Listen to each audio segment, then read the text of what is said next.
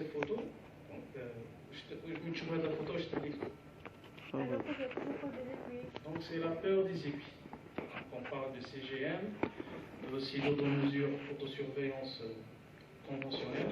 Donc en général, la peur de l'aiguille n'est pas longue. Là, donc, on va commencer avec un peu cours d'histoire. Donc un peu l'évolution de la technologie depuis 1921 avec la découverte de l'insuline. Après le premier glucomètre pour l'autosurveillance en 1971. Après l'apparition du premier capteur glycémique en continu en 1999. Et tout juste après, en 2000, la première pompe à insuline associée avec ce qu'on appelait à ce moment-là le Holter diabétique. Voilà.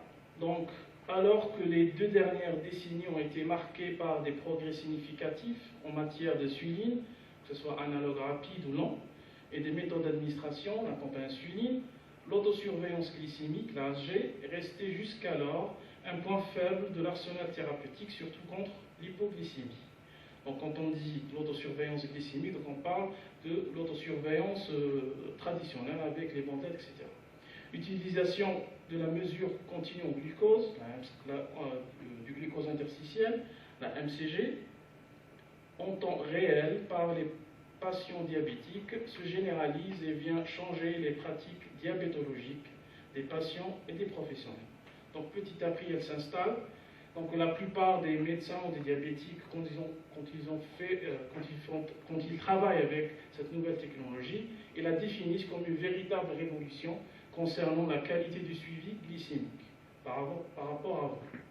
Donc depuis le premier système appelé le Holter glycémique, apparu dans les années 2000, permettant d'explorer le profil glycémique de ces patients à l'hôpital ou bien à domicile, les systèmes ont constamment évolué et peuvent désormais mesurer le taux de glucose en temps réel et en permanence.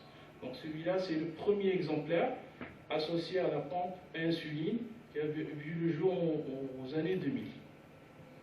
Donc les questions qu'on va essayer de répondre dans cette communication, la première question c'est qu'est-ce que c'est que la CGM? La deuxième, comment ça marche? Est-ce qu'elle est fiable comme technologie? Et quel besoin et quel intérêt pour le patient ainsi que pour le médecin traitant de travailler avec cette technologie?